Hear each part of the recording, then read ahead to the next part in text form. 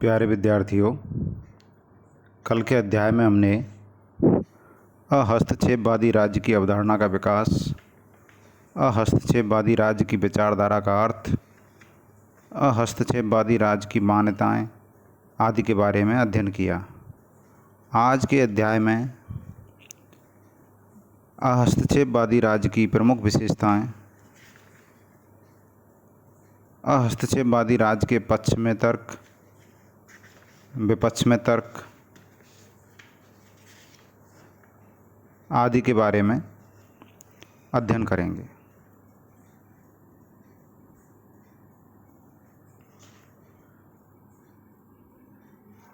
कल जब हमने अपने लेक्चर का एंड किया था तो तब अहस्तक्षेपवादी राज्य की मान्यताओं के बारे में चर्चा कर रहे थे। उससे आगे आज हम अहस्तक्षेपवादी राज्य की विशेषताओं के बारे में चर्चा करेंगे।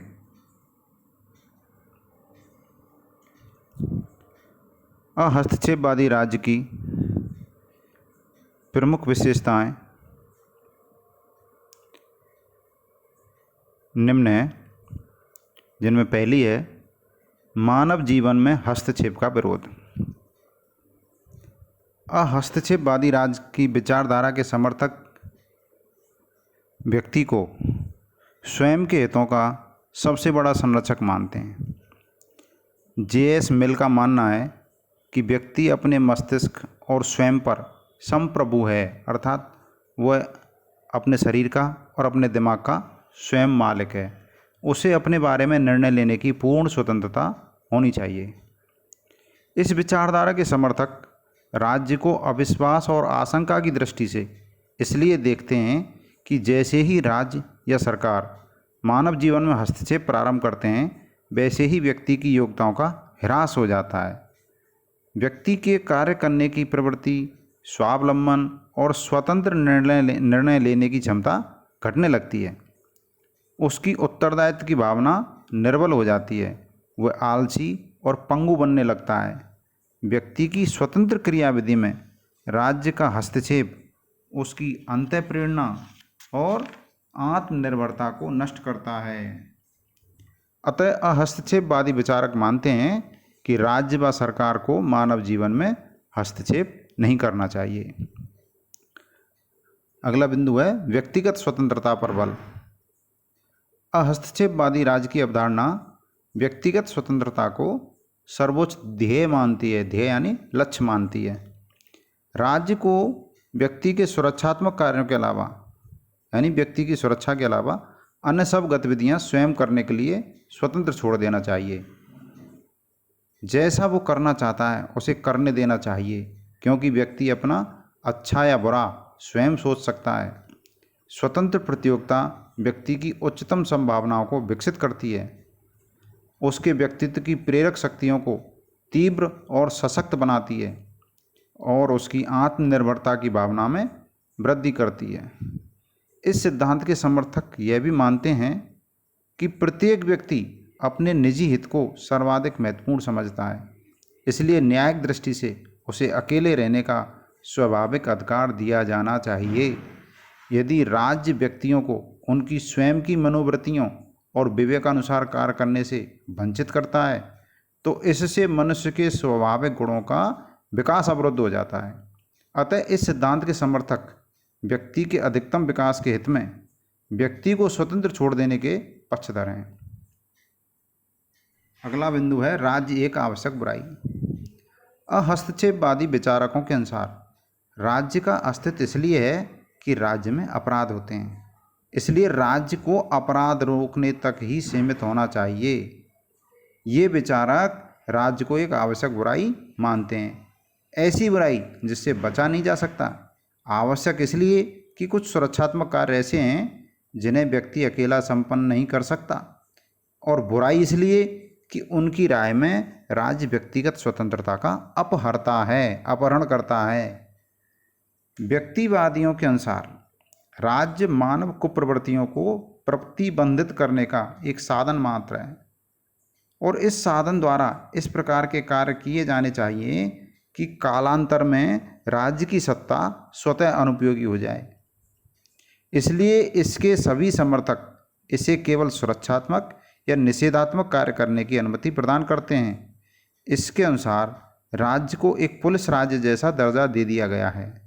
व्यक्तिवादियों ने राज्य के कार्य इस प्रकार बताए हैं: विदेशी आक्रमण से देश की सीमाओं की रक्षा, आंतरिक शांति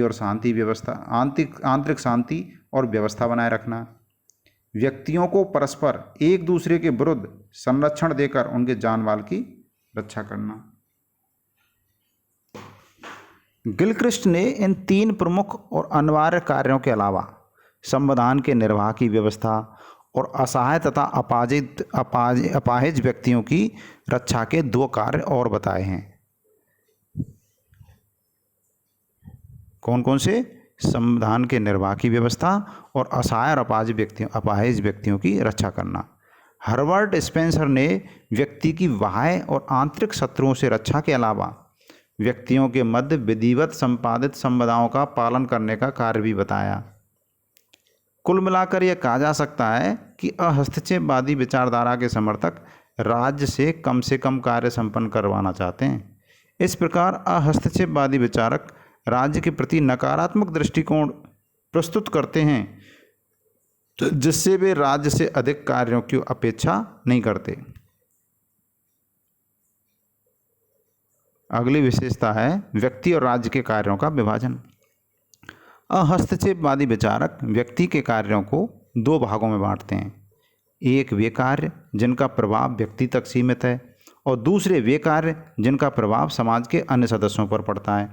व्यक्तिवादियों का विचार है कि राज्य को मानव जीवन में तभी हस्तक्षेप करना चाहिए जब व्यक्ति के कार्यों का दूसरों पर प्रतिकूल प्रभाव पड़ता हो। J.S. मिल ने लिखा है कि सभ्य समाज में किसी व्यक्ति पर उसकी इच्छा के विरुद्ध सत्ता का प्रयोग केवल एक ही उद्देश्य से किया जाना चाहिए और वह है दूसरों को हानि से बचाना। व्यक्तिवादी या हस्तक्षेपवादी राज्य के समर्थक राज्य के कार्यों को भी 2 भाग में बांटते हैं। प्रथम सुरक्षात्मक कार्य, दूसरे कल्याणकारी कार्य। अहस्तक्षेपवादी राज्य के विचारक राज्य को केवल प्रथम कोटि के कार्यों को करने की ही अनुमति देते हैं। अगली विशेषता है स्वतंत्र प्रतियोगिता के समर्थक। अहस्तक्षेपवादी विचारधारा के समर्थक आर्थिक आधार पर समर्थन करते हुए तर्क प्रस्तुत करते हैं कि स्वतंत्र प्रतियोगिता और निजी साहस समाज के आर्थिक उत्पादन की प्रक्रिया में वृद्धि करते हैं, उसकी कार्यकुशलता को बढ़ाते हैं, जिससे संपूर्ण समाज का आर्थिक कल्याण होता है। एडम स्मिथ, बेंथम, मिल और स्पेंसर ने इसके पक्ष में प्रबल तर्क प्रस्तुत किए हैं। एडम स्मिथ का मत है कि वाणिज्य और उद्योग यदि निजी साहसिक उपक्रम पर छोड़ दिए जाएं तो अधिक उन्नति करते हैं। स्वतंत्र प्रतियोगिता से उत्पादन में वृद्धि होती है, मूल्य न्यूनतम होते हैं और पूंजी तथा श्रम की स्वतंत्र गति को प्रोत्साहन मिलता है। बेंथम का विचार था कि प्रत्येक व्यक्ति द्वारा स्वतंत्रता पूर्वक अपनी इच्छानुसार अपनी भूमि, श्रम, पूंजी और संगठन में काम लेने में सबका सामान्य हित साधन होता है। इस तर्क को स्पष्ट करते हुए यह कहा जा सकता है कि समाज के उद्योगपतियों को निर्बाध रूप से अपनी संपत्ति का विनियोजन अपनी इच्छा अनुसार करने के लिए स्वतंत्र छोड़ दिया जाए तो संभवतः ये उद्यमी अपनी छिपी हुई पूंजी का सामाजिक हित में विनियोग कर सकेंगे, क्योंकि उन्हें यह विश्वास होगा कि जो कुछ पूंजी वे विनियोग कर रहे हैं उसका लाभांश केवल उन्हें ही प्राप्त होगा और सरकार इसमें कोई हस्तक्षेप नहीं करेगी। व्यक्तिवादियों का विचार है कि यदि इस तरह उद्यमियों को स्वतंत्र छोड़ दिया जाए और सरकार उनसे पूंजी के बारे में कोई पूछताछ ना करे तो यह स्थिति संपूर्ण समाज के व्यापक हित में सिद्ध हो सकेगी। अगली विशेषता है जीवन संघर्ष सिद्धांत के समर्थक। समाजशास्त्रियों में हर्बर्ट स्पेंसर इस तर्क के प्रमुख समर्थक हैं। उनका कहना है अस्तित्व के लिए संघर्ष और योग्यतम प्राणी के जीवित रहने का नियम जो प्रकृति में जीव विज्ञान के क्षेत्र में विद्यमान है मानव जीवन में लागू किया जा सकता है। हम जानते हैं कि डार्विन ने योग्यतम प्राणियों के विजय के सिद्धांत के द्वारा जीव विज्ञान का एक नियम प्रतिपादित किया था। उनका कहना था कि जो सबल है वो जिंदा रहेगा और जो निर्बल है वह मर जाएगा, अर्थात योग्यतम की विजय। प्रकृति का नियम है और समाज की प्रगति शक्तिशाली द्वारा दुर्बल को हटा देने पर निर्भर करती है। इस सिद्धांत के अनुसार जीवन के संघर्ष में सामर्थ्यवान प्राणी ही जीवित रहते हैं और निर्बल प्राणियों के जीवन का अंत हो जाता है। अतः राज्य को निर्धन, अयोग्य, निर्बल और असमर्थ प्राणियों की मदद नहीं करनी चाहिए और जो योग्य, समर्थ तथा बुद्धिमान हैं उन्हें राज्य की सहायता की कोई आवश्यकता ही नहीं है। इस प्रकार इस सिद्धांत के समर्थक ये प्रतिपादित करते हैं कि मानव जीवन के इस संघर्ष में जो योग्य, समर्थ और बुद्धिमान लोग बचेंगे उन्हें राज्य की सहायता की कोई आवश्यकता ही नहीं होगी। अगली विशेषता है मानव जीवन पर नियंत्रण के विरोधी। अहस्तक्षेपवादी नीति के समर्थकों ने यह विचार व्यक्त किया कि इतिहास इस बात का साक्षी है कि राज्य का हस्तक्षेप कभी उचित नहीं रहा।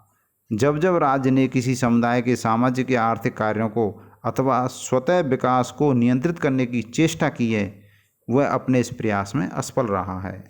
अनुभव यह दर्शाता है कि जब कभी राज्य ने मानव जीवन और उसके व्यवहार के विभिन्न पक्षों को नियंत्रित किया है, मानव ने इन नियंत्रणों को कभी भी सहर्ष स्वीकार नहीं किया, बल्कि उसकी प्रकृति इन नियंत्रणों के विपरीत कार्य करने की रही है। विश्व की अनेक सरकारों में राशनिंग तथा मूल नियंत्रण की जो नीतियां लागू की हैं, उनके दुर्बल सिद्धांतों, विफलता के परिणाम और असफलताओं से हम सब परिचित हैं। अनुभव यह बताता है कि राज्य ने जब जब मानव जीवन में हस्तक्षेप किया है, तब तब उसके कार्यों में लाल फीताशाही और अनावश्यक विलंब, अपव्यय और भ्रष्टाचार बढ़ा है। इन ऐतिहासिक और अनुभवजन्य तर्कों के आधार पर व्यक्तिवादी विचारक यह सिद्ध करते हैं कि राज्य को मानव जीवन में हस्तक्षेप की नीति से सदैव दूर रहना चाहिए। तो ये थी अहस्तक्षेपवादी राज्य की विशेषताएं। अब अहस्तक्षेपवादी राज्य के विपक्ष में तर्क। ये जो विशेषताएं थीं, ये चाहती हैं कि अहस्तक्षेपवादी राज्य के पक्ष में ये तर्क दिए जा सकते हैं, ये विशेषताएं भी हो जाती हैं। अब अहस्तक्षेपवादी राज्य के विपक्ष में तर्क। 19वीं शताब्दी में अहस्तक्षेपवादी राज्य का सिद्धांत चरम सीमा पर था और इसी समय इसका प्रबल प्रचार और प्रसार हुआ था, किंतु शीघ्र ही इसके दोष और कमियां भी सरकारों के सामने स्पष्ट हो गईं, जिसके परिणाम स्वरूप उन्हें इस सिद्धांत को त्यागना पड़ा। अहस्तक्षेपवादी राज्य की विचारधारा एक बौद्धिक क्रांति थी। 1920 के दशक तक मजबूत अर्थव्यवस्था की अवधि में यह विचारधारा पुनः लोकप्रिय हुई, किंतु 1930 के दशक में जब 1929 में शेयर बाजार में गिरावट आई, आर्थिक मामंदी आई, तो ये विचारधारा अलोकप्रिय हो गई, यानी इस विचारधारा की लोकप्रियता गायब हो गई। विश्व में इस विचारधारा के आधार पर अब तक किसी राज्य का निर्माण नहीं हुआ है। अहस्तक्षेपवादी राज्य की विचारधारा का महत्व अब केवल अकादमिक अध्ययन तक ही सीमित है, यानी किताबों में पढ़ने पढ़ाने तक है। इस सिद्धांत के समर्थन में जो तर्क दिए गए थे, उनकी आलोचना इस प्रकार की जाती है। उन तर्कों को निम्न तर्कों के आधार पर काटा जा सकता है।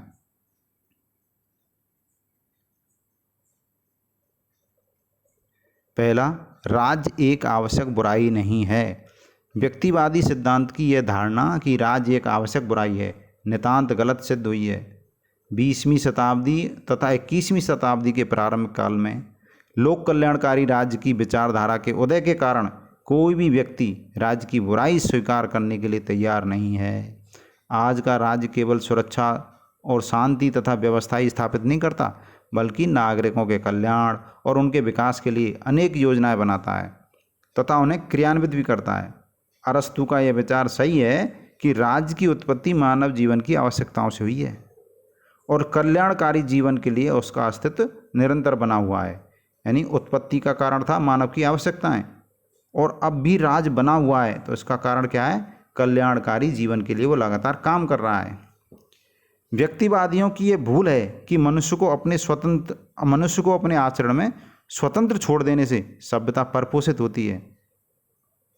वस्तुतः एक उन्नत सभ्यता के लिए नागरिक जीवन की गतिविधियों का राज्य द्वारा नियमन किया जाना अत्यधिक आवश्यक है। दूसरा, कानून मनुष्य की स्वतंत्रता को सीमित नहीं करता। व्यक्तिवादियों का यह विचार भी गलत है कि राज्य और उसके द्वारा प्रवर्तित कानूनों से मनुष्य की स्वतंत्रता सीमित होती है। यह धारणा सर्वथा मिथ्या है कि राज्य के कार्यकलापों से स्वाधीनता सीमित होती है। वस्तुतः सामाजिक हित में मनुष्य की स्वतंत्रता पर प्रतिबंध लगाए जाने की आवश्यकता होती है। इस तथ्य को ऐतिहासिक रूप से सभी राजनीतिक शास्त्रियों ने स्वीकार किया है। कानून स्वतंत्रता की रक्षा करते हैं, उसे किसी भी अर्थ में सीमित नहीं करते। यदि कोई सीमाएं आरोपित भी की जाती हैं तो उसका उद्देश्य सामाजिक हित की साधना करना और समाज में व्यवस्था बनाए रखना होता है। अगला तर्क है, व्यक्ति सदैव अपने हितों का सर्वोत्तम निर्णायक नहीं होता। व्यक्तिवादी विचारकों का यह दृष्टिकोण अत्यंत संकुचित है कि व्यक्ति स्वयं बहुत समझदार है और अपना भला बुरा वह अच्छी तरह से समझता है।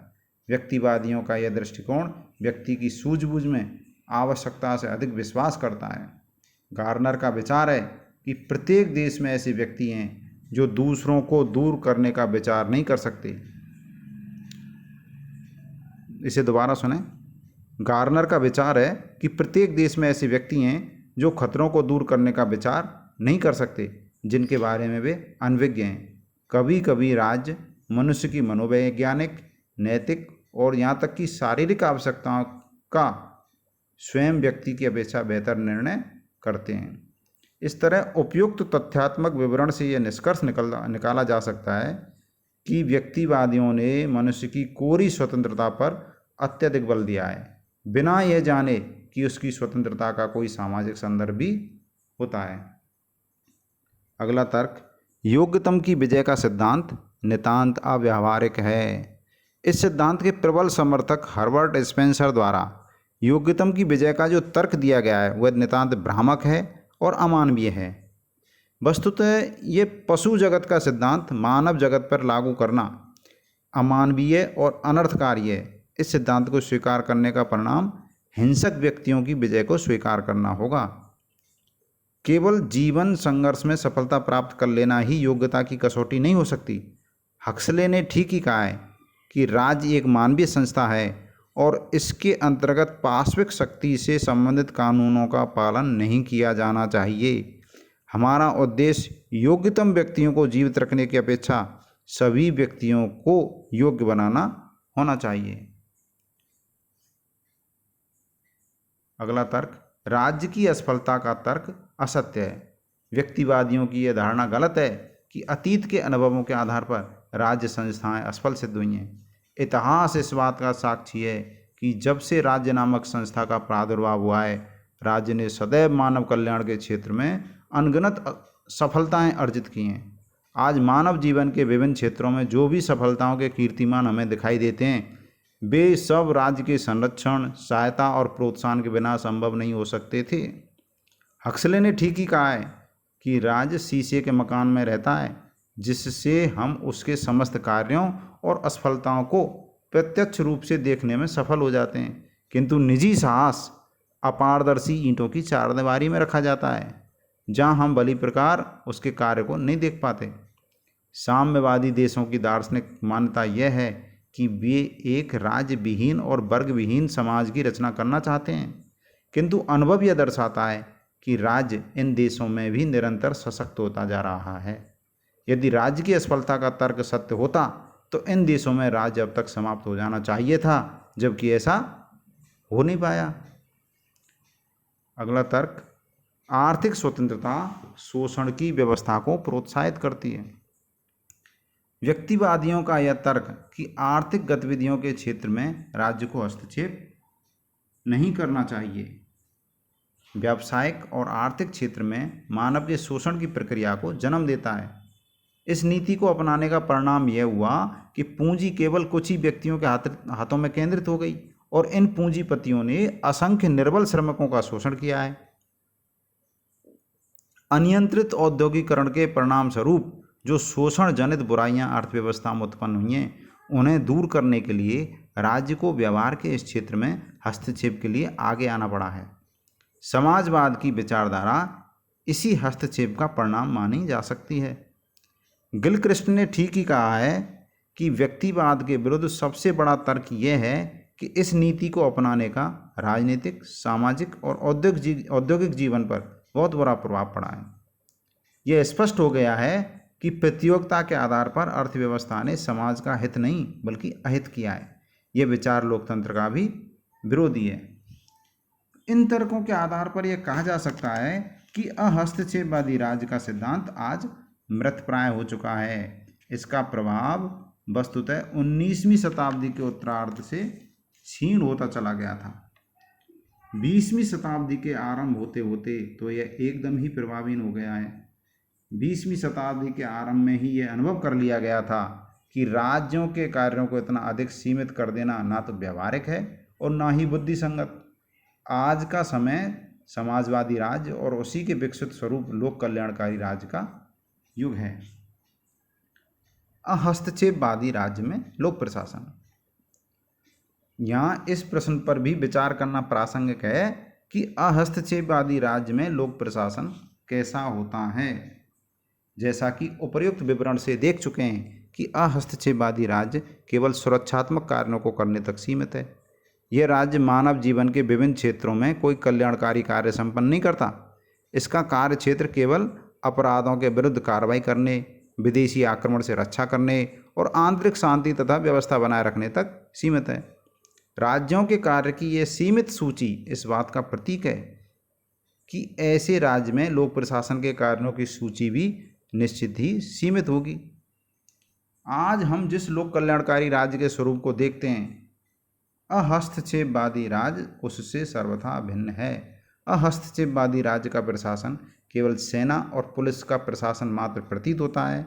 नागरिकों की बाह्य आक्रमण से रक्षा करने के लिए सेना तथा आंतरिक सुरक्षा व शांति बनाए रखने के लिए पुलिस की भूमिका की आवश्यकता होती है।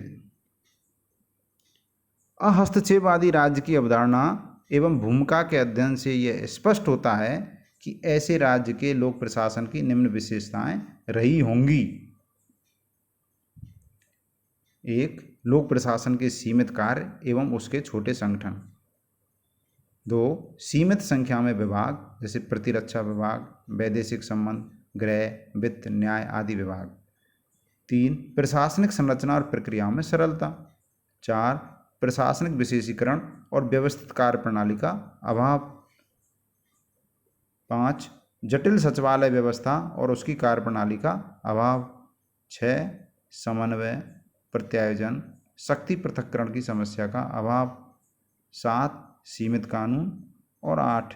स्कूल, कॉलेज, अस्पताल, वाचनालय, सड़क निर्माण, उद्यान और अन्य सामाजिक उपयोग के कार्यों एवं संस्थाओं का अभाव। इस प्रकार अहस्तक्षेपवादी राज्य में लोक प्रशासन सरल और सीमित रहा होगा। इसकी प्रशासनिक संरचना ना तो जटिल रही होगी और ना विस्तृत, क्योंकि जब अहस्तक्षेपवादी राज्य के कोई कार्य नहीं होते हैं, सिर्फ सीमाओं की सुरक्षा करना और राज्य में आंतरिक सुरक्षा शांति व्यवस्था बनाए रखना कार्य है, तो बाकी के विभागों की कोई ज़रूरत नहीं है, जटिल संगठन होंगे ही नहीं।